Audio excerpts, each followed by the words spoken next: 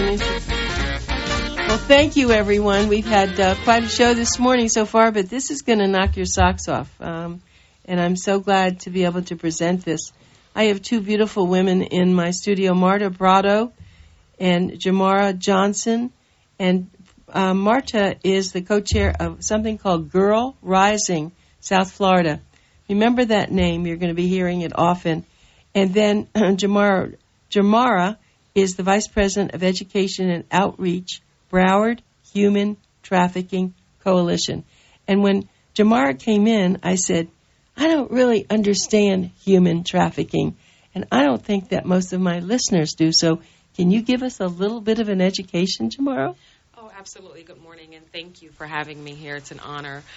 Human trafficking is a form of modern-day slavery, and people have the misconception that human trafficking doesn't exist in this country.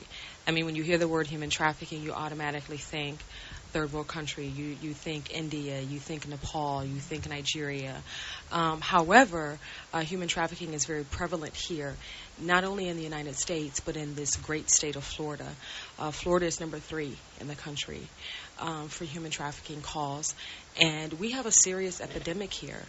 Can you start, I don't interrupt you, but what is human trafficking? Well, the federal government defines human trafficking as a form of modern-day slavery. That's what human trafficking is, and it involves the exploitation of vulnerable persons for commercial sex or forced labor. Victims can be illegal immigrants, legal immigrants, or even United States citizens. So there's no particular profile for a trafficking victim. Anyone can be a trafficking victim. I could be a trafficking victim. You can be a trafficking victim. There's no outline sketched saying this is who you look for, this is who you don't look for. One of the key factors that is involved in human trafficking is force, fraud, or coercion. Usually in human trafficking, one of those elements are usually met. You have a lot of force, and you also have a lot of fraud and coercion, and the coercion is usually with the mind games and the psychological manipulation and things like that. Well, I think that Marta, who's the co-chair of Girl Rising, and I have to, I want you to tell the story you just told, but I'd like to know, did you invent Girl Rising? How did that come about? No, Girl Rising is actually a global movement that has started essentially to encourage the education of girls around the world. And Girl Rising has raised over $5 million for educating girls around the world because it's a matter of fairness, it's a matter of justice, that girls don't get the same opportunity as boys around the world, particularly in underdeveloped countries. The Girl Rising movement actually started a movie. It's a beautiful movie that was made by an award-winning director, an award-winning producer, and it's narrated by A-lister actresses like Meryl Streep, Anne Hathaway, Selena Gomez, Salma Hayek, Frida Pinto, Kerry Washington. And the movie chronicles the story of 9 girls from 9 different countries. And it is to show, number one, is that educating girls around the world is an important factor in helping countries decrease their cycle of poverty. Because if girls get educated, they're going to be likely to be able to find a job and help the family and get themselves an opportunity to succeed.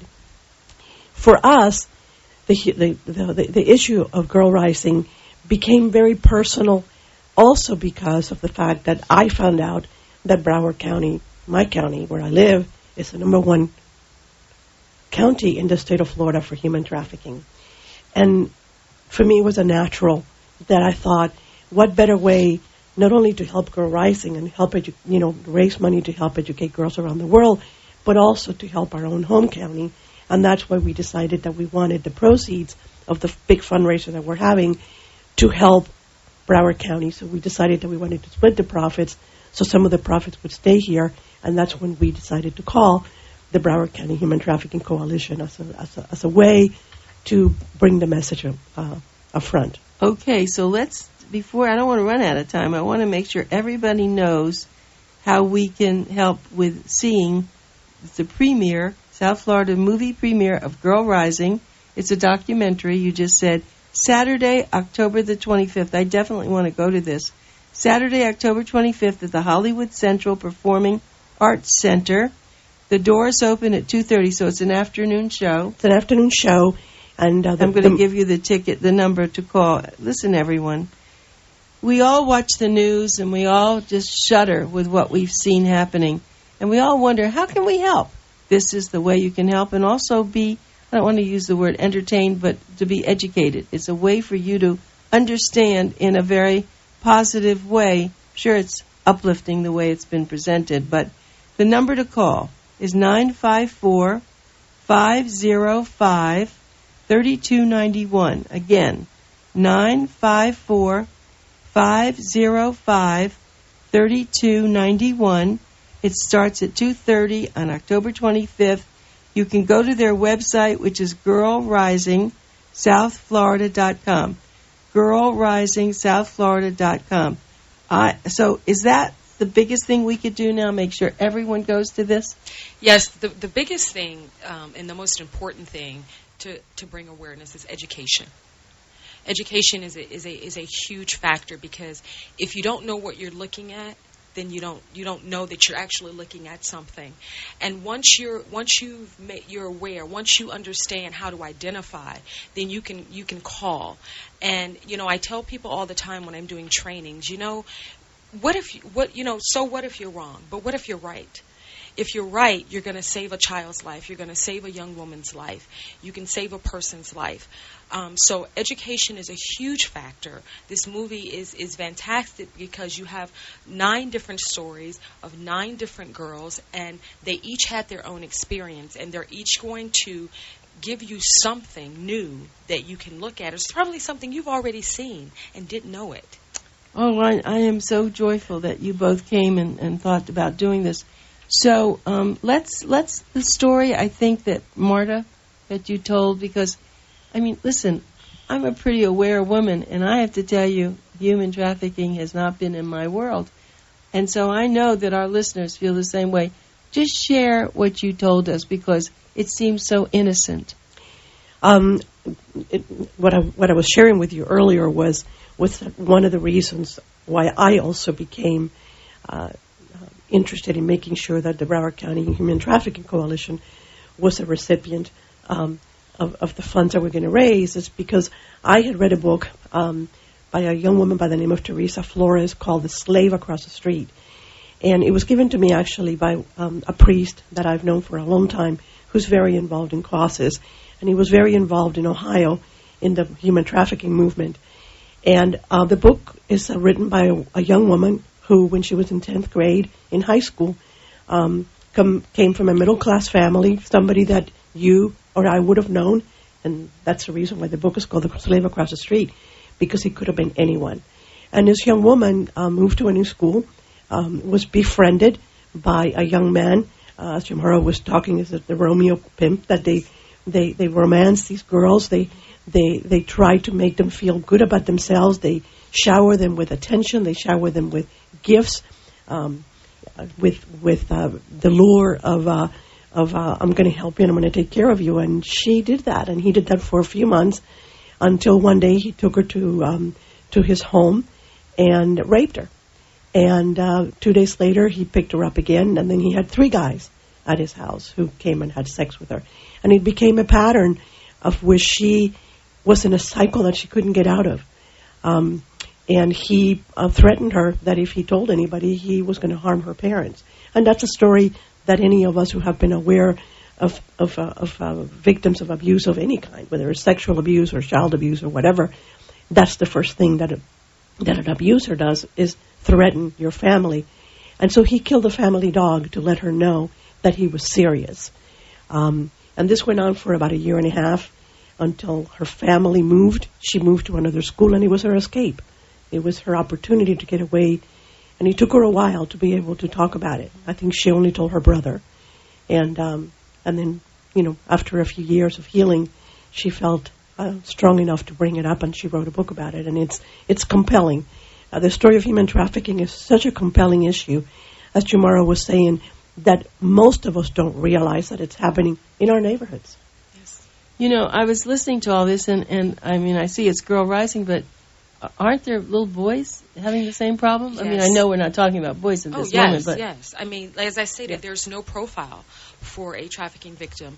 But the difference between the male victims and the female victims is that the male victims are not typically they don't disclose for different reasons. There's shame involved due to maybe their sexual orientation or due to fear.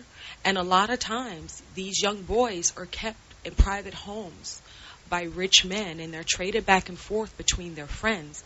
So they're not more out in the open or on the track, more so than the females are.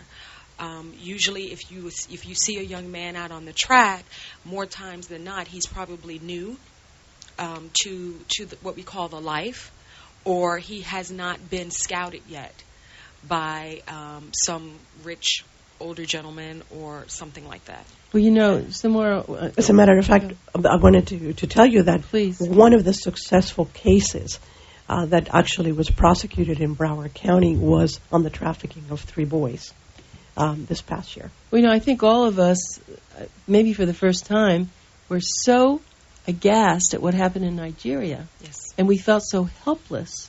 And we said, what do you mean you can't find them? You can't take 200 girls and hide them? Well, they did.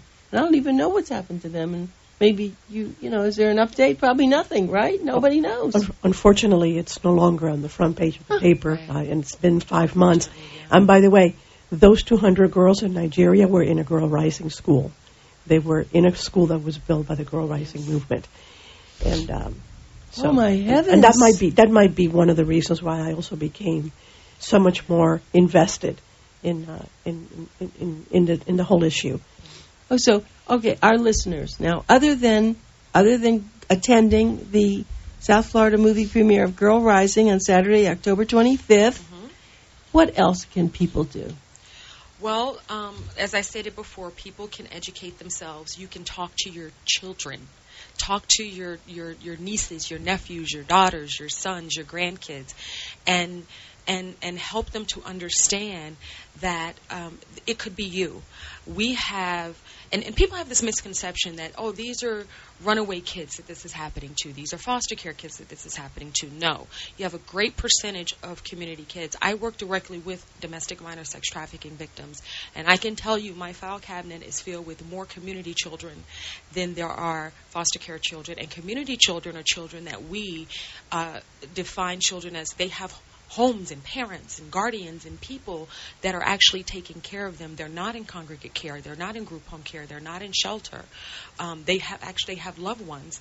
And that is why Romeo pimping is becoming such a huge, huge issue for us because, you know, the girls that are already in the life are told, don't skip school.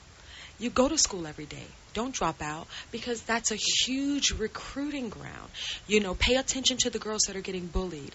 Pay attention to the girls that nobody's talking to. Pay attention to the girls that are being left out. Pay attention to the weird girls, the ones that are always isolated, and befriend them.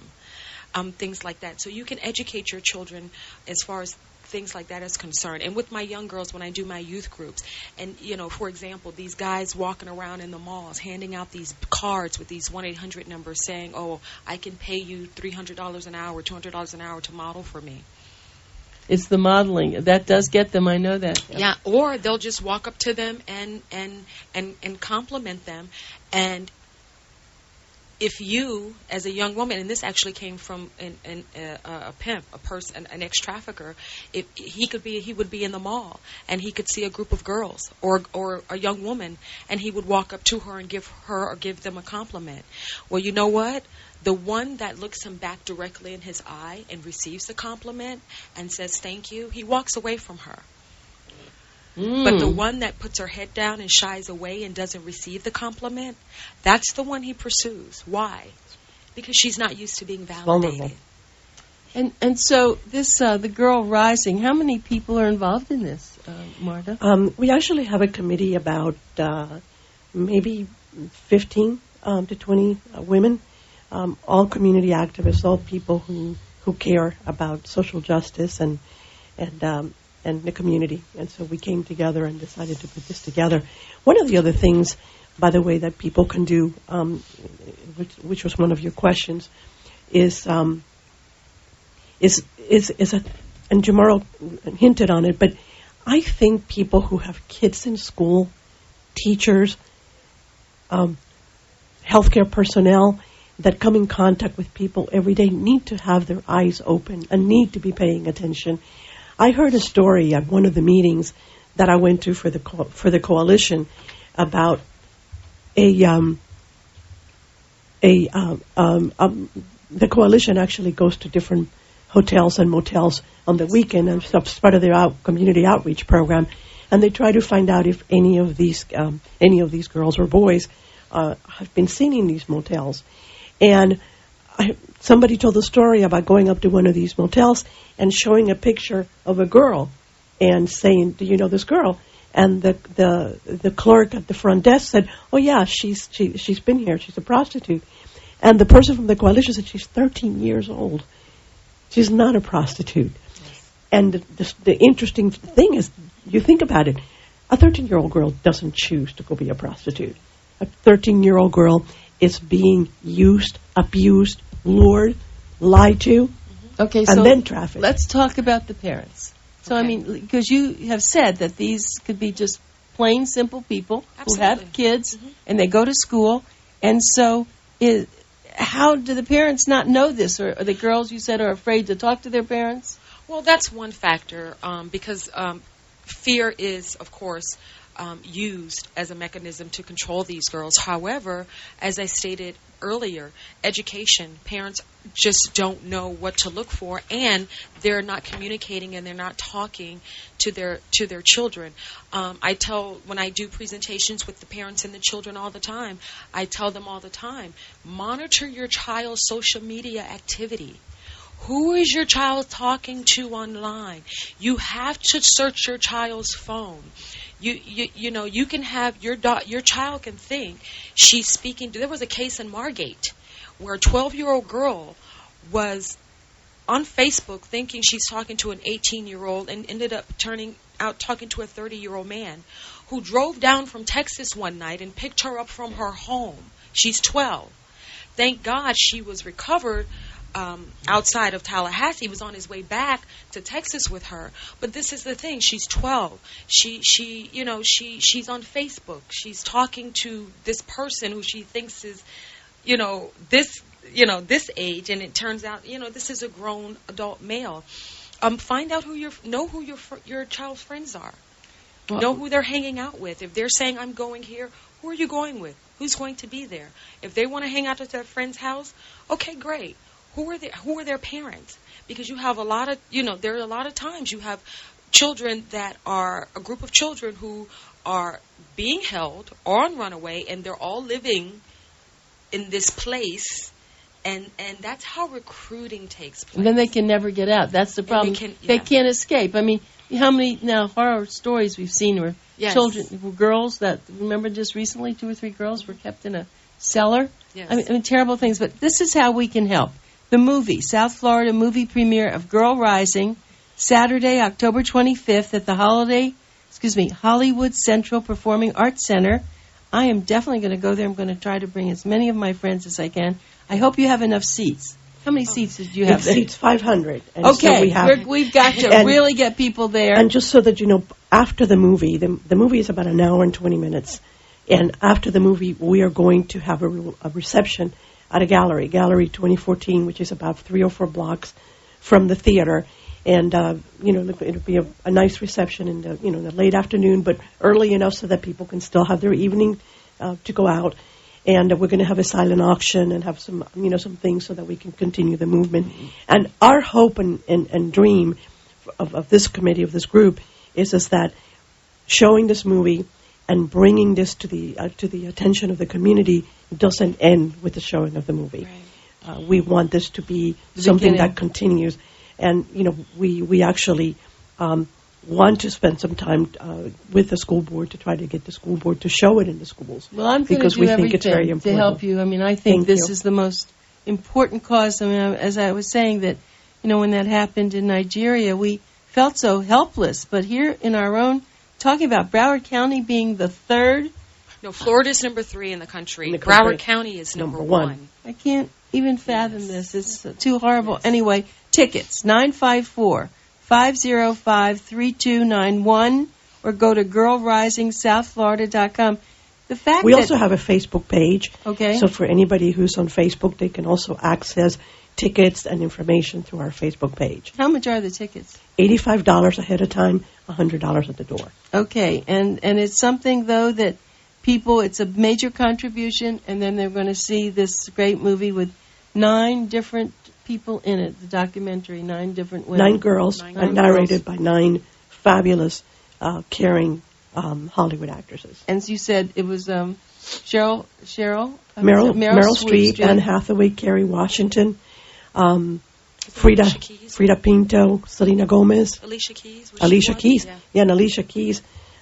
Actually, her new song, "Why Are We Here," is a wonderful, wonderful song, and it talks about why are we here, and this is why we're here. Well, let me introduce everyone again. You're just listening to Marta Pardo, who's the co-chair of Girl Rising South Florida, and Jumurrow Johnson, who is the Vice President of Education and Outreach, Broward Human Trafficking Coalition. Both of you are, 20 years ago, would you have ever thought you'd be doing this? Maybe you, because you've been in your profession is. I don't think so, but you know what I think? I think this has been around for a long time. It was just called something else. How about you? I hear a little accent. Are you from, I know you know Maria Soldani. Are you also Cuban? Yes. I knew. I just heard that little twang, because I love Maria and I love her. I send her everything about Well, you Cuba. got to love me too then. Oh, I'm going to. But anything that comes on my internet, I always send, if it's to do with Cuba, the theater and everything. But and you must be there. We have to put that together. No, I will. And I have to tell you, I asked this gentleman to say, this is Dr. Andy Mencia, and he is a geriatric physician, and he has. Good morning, ladies. And he comes every Saturday morning. He has a show from 7 to 7:30 here, and I wanted him to be a part of this because he is such a soulmate. This man, he has 2 daughters, and it's interesting. And I'm just going to say this: that he homeschooled his daughters, and they are now 17, 18, 20. They're just going to college. They protected their daughters. They never let them go anywhere or do anything. And those are the kind of parents that we're looking at. But I've been listening to the show, and it is wonderful. It's eye-opening, and I think this problem has no boundary. No. I think this problem, it will take kids from. My kids used to go to private school, but they decided. My younger daughter, when she was 11, she's the one that talked to me to homeschooling. But I think this is a problem that affects all of us, regardless of our profession. I have 2 girls, but I will definitely support and get involved with this program because it's the right thing to do. I live in Broward County. My main office is in Broward County. Thank you. Yeah. I wanted to tell you, because you asked me the question and I didn't answer it. And my undergraduate degree is in nursing, and so I started my career practicing clinically in the emergency department at Jackson Memorial Hospital, where I saw just about everything that you could possibly think of about human tragedy. So I think I've always been a serial do-gooder, and yes, I probably could have foreseen myself being involved in things that have a purpose to make a difference. So I'm happy to be here to try to tell you that. I have to just say this. I actually have triplet grandchildren, live in Miami, and they're going to be 9. And they're 2 girls and a boy. And they're together all the time. And my daughter-in-law was very upset when they wanted to split them up and No, because they watch out for each other. And now I'm so happy about that because they do. Nobody's going to get in their way. So the 3 of them, because I didn't realize how serious this was. This is very serious. You have opened up my eyes, and I'm sure our listeners. Yes, it's a very serious problem. And as I said, there's no profile for a human trafficking victim, and there's no profile for a trafficker. A trafficker could be anybody. Anybody. Are you having trouble, though? Are you having trouble when you find someone? Are the courts backing you up, and are they really doing something with these people? Or they get great lawyers and they get off? No. What I can say as far as Broward County, the courts are amazing. Law enforcement has been amazing. They have been open to trainings and presentations and learning more about this and identification and making arrests. But let me just say this. Human trafficking generates $32 billion a year. That's a lot of money, okay? And so that means that there is a demand, right? And so our thing is, when you start cracking down on the Johns and the pimps, then you will have some winnable situation if you start cracking down more on the Johns and on the pimps. The Florida Safe Harbor Act, which went into effect July 1st, 2013, allows for these young girls to no longer be being treated as criminals, because at one point these young girls were being arrested and charged with prostitution. Okay, well, this is a very meaty, pardon the expression, discussion, and we're going to have more of it. I usually do a lot of positive things on this show, but this is important. So thank you for coming in. Just run out of time, but we're coming to that wonderful movie. Thank you so much for being here. Thank you for having us. Thank you so much. We're honored to be here.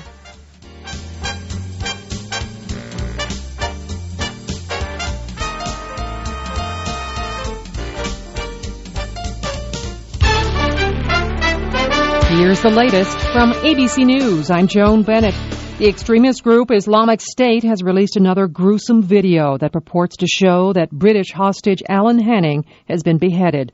Also on the video, being threatened, a kneeling 26-year-old Peter Kassig from Indiana, a former Army Ranger. ABC's Chief Global Affairs correspondent Martha Raddatz. Kassig's family confirms it is their son in the video, and they released a statement saying, "We ask everyone around the world to pray for the Henning family, for our son, and for the release of all innocent people being held hostage in the Middle East and around the globe." Kassig's family says he moved to the Middle East to be an aid worker. A woman, her son, and two nephews who were exposed to a Liberian Ebola patient in Dallas have been moved to another home while their apartment is decontaminated. Thomas Duncan stayed there before he was hospitalized. Dallas spokeswoman Sana Syed. No one wanted them, okay? And so someone was kind enough to offer up a private residence that is gated, that is separated from any neighborhood, any apartment complex, so that they can have their privacy and be away from anyone who has concerns. An Illinois-based company has the contract to transport Ebola-contaminated waste from the site. A top Homeland Security advisor says the U.S. is not considering a travel ban to prevent people from West Africa from coming to the U.S., though Senate Republican Mark Kirk of Illinois is open to the idea. I think we should have a plan to slowly reduce the number of flights from Ebola-affected countries. A campus-wide alert in effect at Harvard University after hundreds of students received death threats via email yesterday. This student... I don't think that it's going to be a real threat. I hope not, at least. The FBI is investigating, and police are taking the threats seriously, increasing their presence on campus. This is ABC News. Let's talk for a moment about owning gold. We all know that the federal government can print more dollars, but they will never be able to print more gold. That's why Americans like you are adding precious metals to their retirement accounts to improve their purchasing power. Our friends at American Bullion have created a comprehensive free gold guide packed with unbiased information about how easy it is to add physical gold and silver to your IRA or former 401k. They have a precise, tax-free, and hassle-free system that can convert portions of your existing IRA or former 401k into a gold IRA. It's all spelled out in the free gold guide, written in plain and simple English. American Bullion makes owning gold fast and easy. It takes as little as 10 minutes on the phone to get the facts about owning gold. Call 800-429-5844. 800-429-5844. Be sure and ask for that free gold guide. Call 800-429-5844. This is Money Talk Radio, AM 740 WSBR Boca Raton and WPOW HD3, Miami, Fort Lauderdale.